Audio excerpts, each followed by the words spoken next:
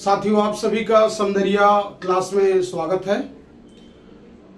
आज एक बहुत महत्वपूर्ण और बहुत प्रचलित जो टॉपिक है, जो आमतौर से विभिन्न प्रतियोगी परीक्षाओं में इससे सवाल बनते हैं, वो है भारतीय राष्ट्रीय कांग्रेस।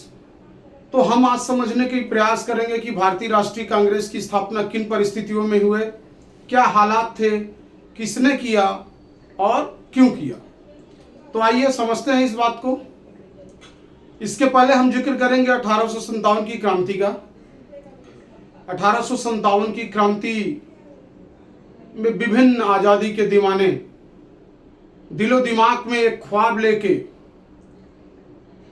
जहां तहां उन्हें अंग्रेज चौकियां जो दिखाई देती है उसको निशाना बनाना शुरू करते हैं। इसी क्रम में उत्तर प्रदेश में आज का एक जिला है इटावा। उस समय उस जिले के कलेक्टर हुआ करते थे एलन ऑक्टेवियन ह्यूम, जिसको हम A.O. ह्यूम के नाम से जानते हैं। उन्होंने देखा कि बागियों की टुकड़ी बढ़ी चले जा रही है और रास्ते में पड़ने वाले कई अंग्रेज चौकियों को आग के हवाले करते चली जा रही है, तोड़ फोड़ करते चली जा रही है, आंखों में आक्रोश है।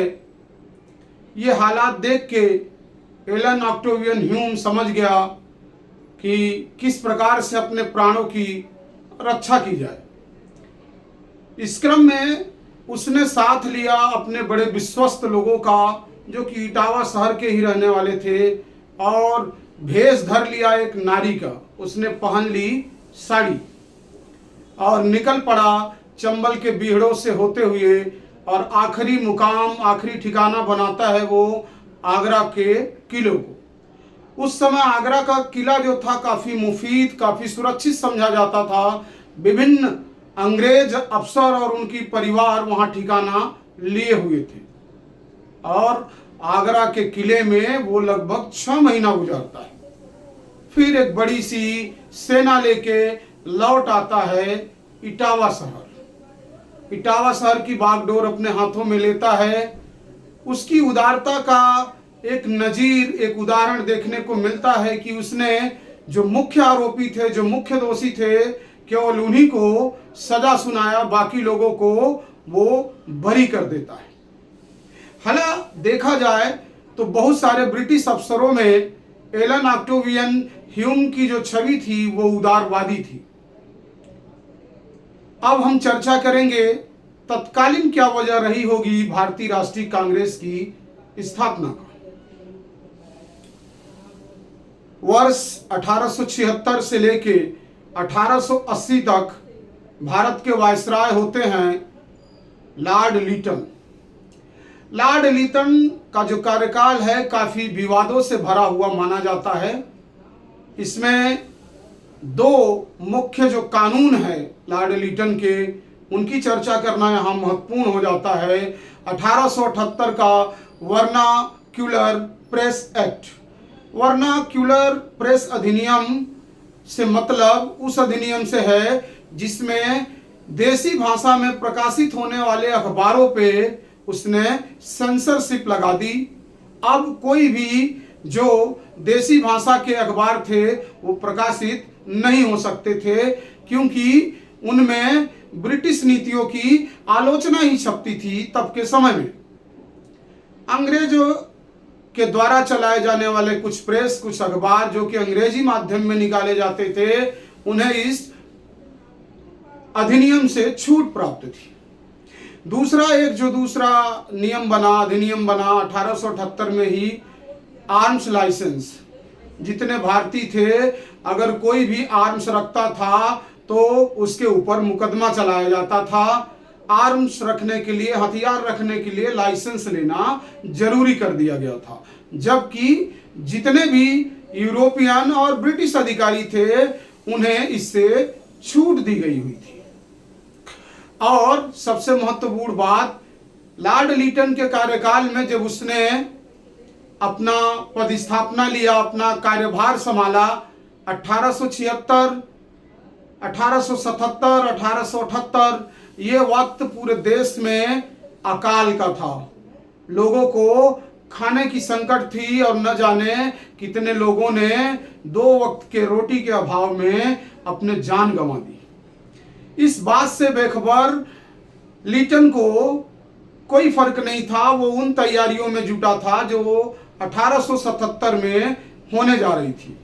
1877 में एक शाही दरबार लगता है जिसमें रानी विक्टोरिया को भारत की सामग्री या कैसरे हिंद घोषित करने का एक कार्यक्रम किया जाता है और जनमानस की गाढ़ी कमाई को पानी की तरह खर्च कर दिया जाता है। पैसा यूं कहे कि पानी की तरह बहा दिया जाता है। लोगों के मन में ब्रिटिश हुक्मरान और ब्रिटिश हुकूमत के खिलाफ स्पष्ट आक्रोश और नफरत दिखाई पड़ने लगा था। 1882 में एलन ऑक्टेवियन ह्यूम जब इस्तीफा दे के शिमला पहुंचते हैं तो उस समय वायसराय लॉर्ड डफरिन होते हैं। उनसे मुलाकात करते हैं और एक योजना बनाते हैं कि दोबारा 1857 जैसी क्रांति न हो, इसके लिए एक ऐसा मंच बना दिया जाए जिसमें जो भी भारत के शिक्षित लोग हैं, वकील हैं, पत्रकार हैं, अंग्रेजी नीतियों के खिलाफ उनके मन में जो आक्रोश है, जो भड़ास है, इस मंच के माध्यम से वो निकालते रहें, जिससे किसी भी 1857 जैसी दूसरी क्रांति को रोका जा सके। हुआ भी यही। 28 दिसंबर 1885 के दिन मुंबई में स्थित गोकुलदास तेजपाल संस्कृत महाविद्यालय में कांग्रेस का पहला अधिवेशन संपन्न होता है, जिसकी अध्यक्षता करते हैं व्योमकेश चंद्र बनर्जी। भाग लेने वाले उस समय कांग्रेस कार्यकारिणी के सदस्य मात्र 72 थे। 72 सदस्यों से शुरुआत हुई। कांग्रेस कार्यकारिणी की जो समिति के सदस्यों की संख्या दिन प्रतिदिन साल दर साल बढ़ने लगी। इसके उदाहरण आप आगे आने वाले संदर्भ में देखेंगे। दूसरा कांग्रेस का अधिवेशन किया जाता है मुंबई के बाद कलकत्ता में। आज का कोलकाता तब का कलकत्ता हुआ करता था। उस समय कार्यक्रम की अध्यक्षता करने का जो श्रेय होता है वो करते हैं दादा भाई नौरोजी। ये पारसी धर्म से आते थे और उस समय 434 सदस्यों ने भाग लिया था। तीसरे कांग्रेस अधिवेशन की अध्यक्षता करने का श्रेय जाता है बदरुद्दीन तैयब जी को। ये पहले मुसलमान थे जिन्होंने कांग्रेस के अधिवेशन की अध्यक्षता की और जगह था मद्रास, आज का चेन्नई। अब बात करते हैं कांग्रेस के चतुर्थ अधिवेशन की। चतुर्थ अधिवेशन जो कि 1888 में हुआ, इसके लिए स्थल चुना गया था इलाहाबाद, आज का प्रयागराज। कांग्रेस की बढ़ती लोकप्रियता को देखते हुए लॉर्ड डफरिन बौखला उठा था, चिंतित हो उठा था। वो नहीं चाहता था कि कांग्रेस का चौथा अधिवेशन किसी भी कीमत पे होने पाए। उस समय उत्तर प्रदेश का नाम संयुक्त प्रांत या यूनाइटेड प्रोविंस हुआ करता था। वहां का लेफ्टिनेंट गवर्नर ऑकलैंड, कोलविन और डफरिन दोनों ने मिलके अपना पूरा प्रयास किया कि कहीं भी कांग्रेस के अधिवेशन के लिए कोई भी स्थल कांग्रेस पार्टी को न दिया जाए जहां वो सभा कर सके, चाहे वो मैदान हो, पार्क हो, कोई भी स्थल उन्हें सभा के नाम पे अलॉट न हो। ये बात पहुंचती है तत्कालीन दरभंगा रियासत के महाराज लक्ष्मणेश्वर सिंह बहादुर तक। लक्ष्मणेश्वर सिंह बहादुर काफी कुटिल राजनीतिज्ञ थे, काफी चतुर राजनीतिज्ञ थे और कांग्रेस में उनकी गहरी निष्ठा भी थी और वो भी आजादी के दीवाने थे। उन्होंने भी अपने दिल में आजादी का ख्वाब सजा रखा था।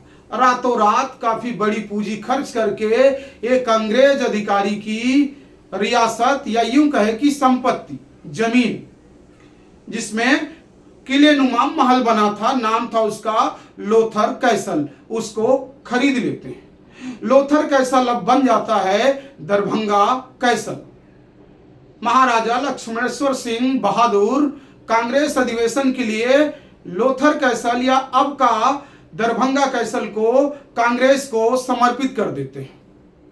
उस समय भाग लेने वाले सदस्यों की संख्या थी 1248, 1248 और कार्यक्रम की अध्यक्षता करने का जो काम किया वह एक अंग्रेज था, नाम था उसका जॉर्ज यूल।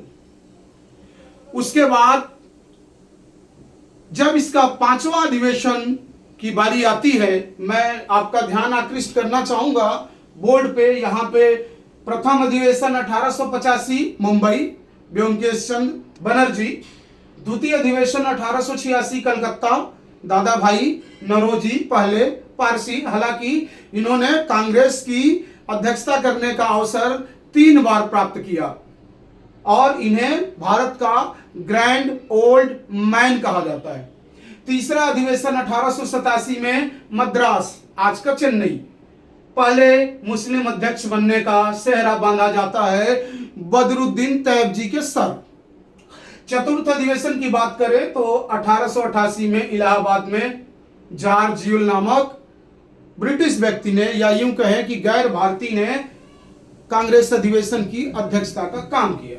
5वां अधिवेशन बंबई में होता है, फिर से एक बार अंग्रेज अधिकारी विलियम वेडरबर्न के द्वारा अध्यक्षता की जाती है। 6वां अधिवेशन कलकत्ता में फिरोज शाह मेहता के अध्यक्षता के क्रम में होता है। तो अब हम जानेंगे कि कांग्रेस की स्थापना की गई एक सेफ्टी वाल्व के रूप में, कि जिससे भारतीयों के मन में पल रहे आक्रोश को निकलने का मौका मिलता रहे।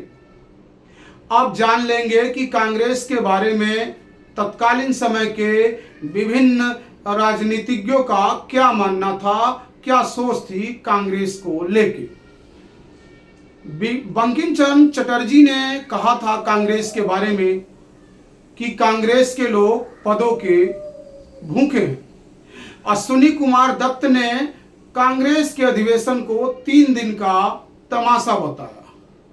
बाल गंगाधर तिलक ने कांग्रेस के अधिवेशन के बारे में कहा कि अगर हम अपनी मांगों को मनवाने के लिए वर्ष में होने वाले एकमात्र कांग्रेस के अधिवेशन में आवाज बुलंद करेंगे तो ये ठीक वैसा ही होगा जैसे मेढक टर्राता है, या यूं कहें कि मेढक की भांत टर्राते रहने से वर्ष में केवल एक बार हमें कुछ हासिल नहीं होगा। लॉर्ड डफरिन कांग्रेस के बारे में कहता है ये सूक्ष्मदर्शी अल्पसंख्यकों का प्रतिनिधित्व करता है। बंगाल विभाजन करने वाले वायसराय की बात करें लॉर्ड कर्जन की, तो कांग्रेस के बारे में उसका मानना था कि कांग्रेस अपने पतन की ओर लड़खड़ा रही है और मेरी सबसे बड़ी महत्वाकांक्षा भारत में रहते हुए शांतिपूर्ण उसके समापन में सहयोग देना है। विभिन्न लोगों का विभिन्न मत चाहे जो भी रहा हो कांग्रेस को लेके, किंतु कांग्रेस ने अपने स्थापना से लेके देश की आज़ादी तक बहुत सारे निर्णय लिए और उन निर्णयों का माकूल असर भी हुआ और आज़ादी दिलाने में इस संगठन की महत्वपूर्ण भूमिका भी उभर के आई। अब हम बात कर लेना चाहेंगे कांग्रेस के कुछ महत्वपूर्ण अधिवेशन की, जिनके बारे में विभिन्न प्रतियोगी परीक्षाओं में सवाल पूछे जाते रहे हैं। कांग्रेस का अधिवेशन की हम चर्चा करेंगे वर्ष 1907, सूरत कांग्रेस अधिवेशन। सूरत कांग्रेस अधिवेशन दरअसल होना तो नागपुर में था, लेकिन नरम दल के जो भी नेता थे वो इस बात को लेकर काफी चिंतित थे कि चूंकि नागपुर बागियों का गढ़ था, अगर वहां अधिवेशन होना पाया तो क्या पता वो सफल होगा कि बागियों के आक्रोश की भेंट चढ़ जाएगा। आखिरी समय में वो तय करते हैं कि यह अधिवेशन किया जाएगा ताप्ती नदी के किनारे बसे शहर सूरत के किनारे। अध्यक्ष चुने जाते हैं इस अधिवेशन के लिए रास बिहारी बोस। कांग्रेस के गरम दल और नरम दल के नेता उस अधिवेशन में उपस्थित थे।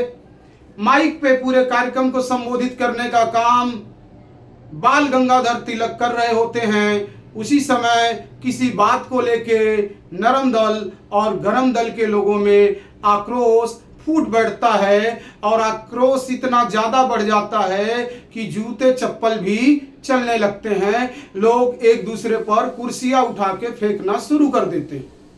इस बात को लेके काफी ज्यादा नाराजगी हो जाती है और उस समय नरम दल के कद्दावर नेता गोपाल कृष्ण गोखले, जिन्हें गांधी जी का राजनीतिक गुरु माना जाता है, और फिरोज शाह मेहता, ये तो इतना चिढ़ जाते हैं गरम दल के नेताओं से कि वो कहते हैं कि भाई अब हम साथ में नहीं रहेंगे, अब आपका विचार अलग, हमारा विचार अलग। अगर हम बात करें कांग्रेस के गरम दल के नेताओं की तो बाल गंगाधर तिलक, लाला लाजपत राय और बिपिन चंद्र पाल।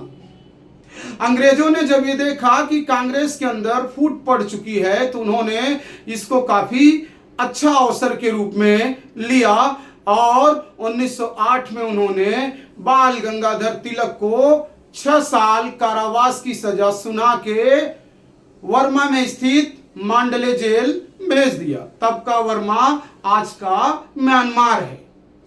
जेल अवधि के दौरान बाल गंगाधर तिलक चिंतन करते रहे कि किस तरह से आजादी की दिशा की ओर बढ़ा जाए। उन्होंने भगवत गीता का अध्ययन किया और उस पे लिखा एक टीका जो कि गीता रहस्य के नाम से मशहूर होता है।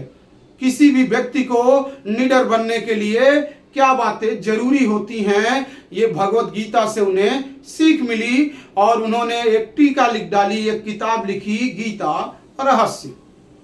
वर्ष 1915 में कांग्रेस के नरम दल के 2 कद्दावर नेता का निधन हो गया। एक थे गोपाल कृष्ण गोखले और दूसरे फिरोज शाह मेहता।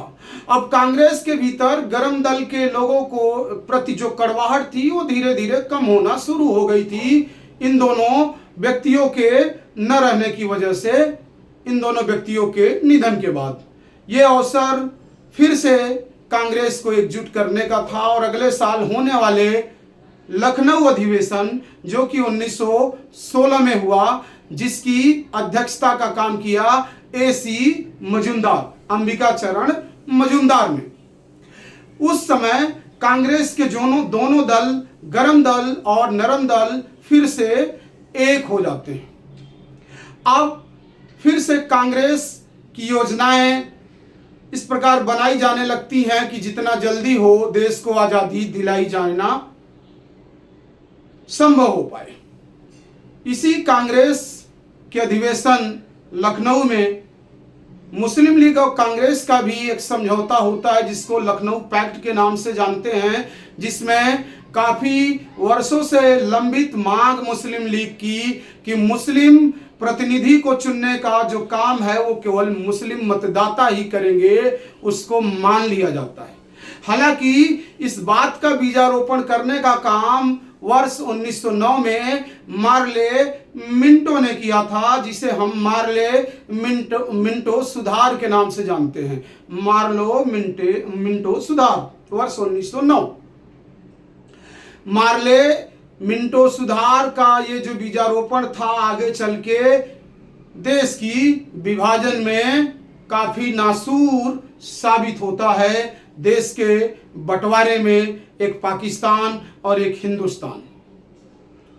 बहरहाल अगर हम देखते हैं वर्ष 1896, वर्ष 1911 के कांग्रेस अधिवेशन की, तो इन दोनों अधिवेशनों की सबसे महत्वपूर्ण बात है भारत को आगे जो 24 जनवरी 1950 को राष्ट्रगान और राष्ट्रगीत स्वीकृत होने वाले 2 गीतों की प्रस्तुति कोलकाता अधिवेशन के मंच से होती है।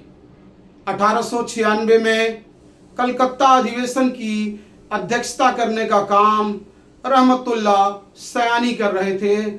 पहली बार रविन्द्रनाथ टैगोर ने अपनी आवाज में वंदे मातरम गीत गाया।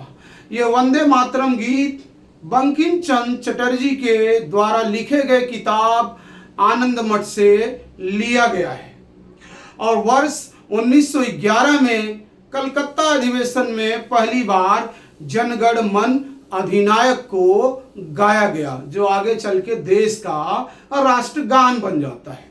इसको लिखने का काम किया विश्व गुरु रविन्द्रनाथ टैगोर ने। ये भारत का राष्ट्रगान है। हालांकि उन्होंने एक देश का राष्ट्रगान और लिखा और उस देश में उसे गाया भी जाता है, आमार सोमार बंगला। ये बांग्लादेश का राष्ट्रगान भी गुरुदेव रविन्द्रनाथ टैगोर ने ही लिखा था।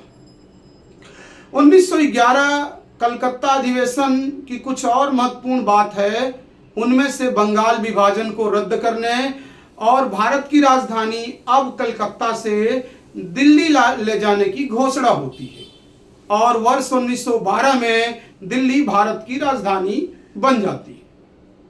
अब हम बात करेंगे कांग्रेस के 1938 और 1939 में होने वाले अधिवेशन की। वर्ष 1938 में कांग्रेस के अधिवेशन की अध्यक्षता करने का काम सुभाष चंद्र बोस करते हैं और जगह होती है हरिपुरा। यह हरिपुरा गुजरात के बारडोली तालुके में स्थित एक गांव है।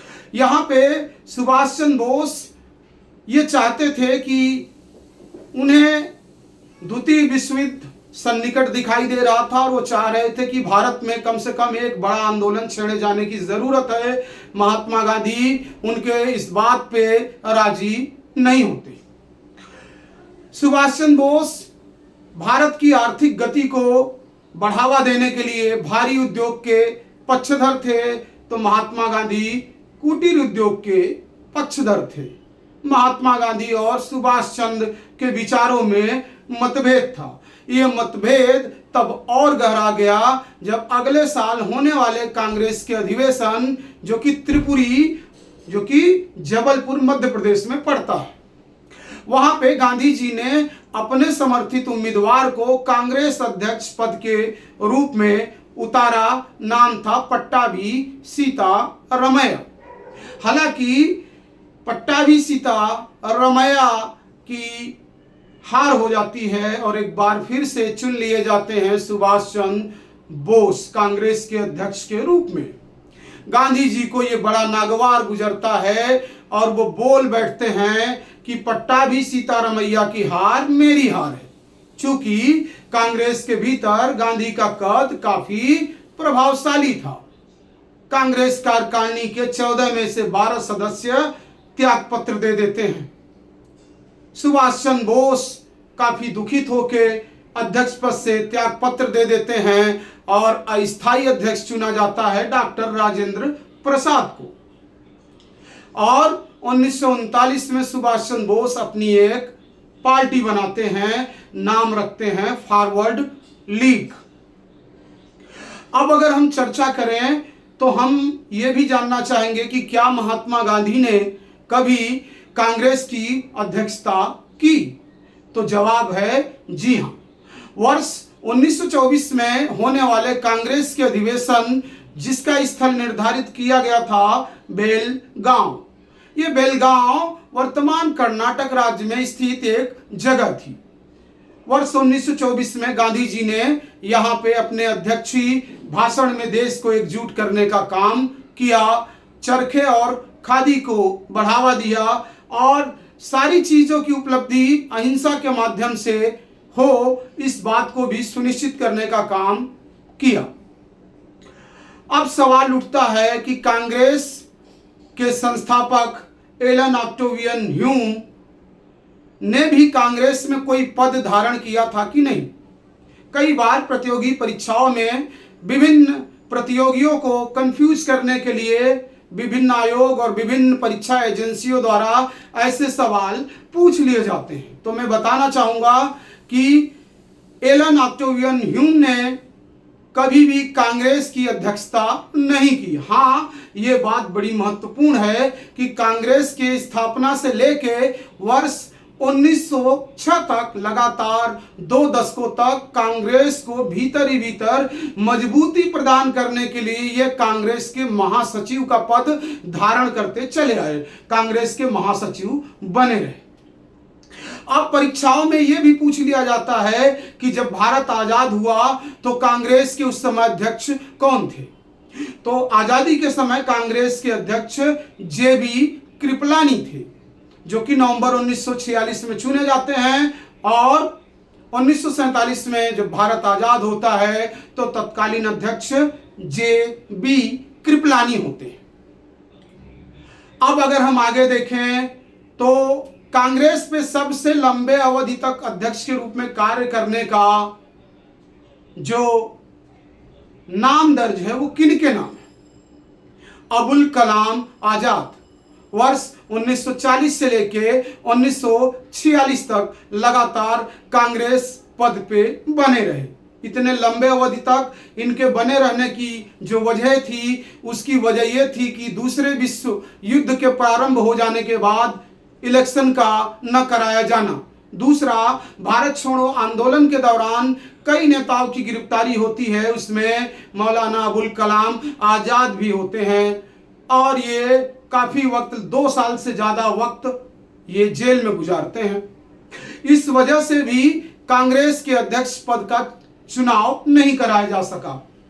तो आजादी के पहले अगर हम बात करें, सबसे लंबे अवधि तक कांग्रेस के अध्यक्ष पद पर रहने वाले व्यक्ति मौलाना अबुल कलाम आजाद। आजादी के बाद सबसे लंबे अवधि तक कांग्रेस पद के अध्यक्ष का जो सेहरा है वो बांधा जाता है सोनिया गांधी जी को। अब हम यहां बात करेंगे, क्या कांग्रेस का कुछ ऐसा भी अधिवेशन था जिसकी अध्यक्षता करने का काम महिलाओं ने किया? जी हां, कांग्रेस की पहली महिला अध्यक्ष वर्ष 1917 कलकत्ता अधिवेशन एनी बेसेंट। एनी बेसेंट भारतीय नहीं थी, मूल रूप से आयरलैंड की रहने वाली थी, लेकिन भारत के प्रति उसका काफी प्रेम था, तो उसने अध्यक्षता की। पर प्रतियोगी परीक्षाओं में प्रश्न आ सकते हैं कि भारत की पहली महिला अध्यक्ष या कांग्रेस की अध्यक्षता करने वाली पहली महिला का नाम बताइए, तो एनी बेसेंट। कांग्रेस की अध्यक्षता करने वाली पहली भारतीय महिला का नाम अगर आए तो वर्ष 1925 के कानपुर अधिवेशन की अध्यक्षता करने का काम सरोजनी नायडू, यही सरोजनी नायडू जिन्हें भारत कोकिला के नाम से जाना जाता है, आवाज बड़ी मधुर कोकिल जैसी। तो इससे जुड़े हुए सवाल कई बार पूछ लिए जाते हैं। अब मैं वीडियो को ज्यादा बड़ा न करते हुए इसे यहीं समाप्त करूंगा, और मैं चाहूंगा कि आप जितने भी सुधी प्रतियोगी परीक्षाओं को देने वाले प्रतियोगी छात्र हैं, इसे ध्यान से सुने और हो सके तो एक बार इसका नोट्स बना लें। वीडियो अच्छा लगा हो तो लाइक करें, और चैनल को अगर सब्सक्राइब करेंगे तो और भी अच्छा लगेगा।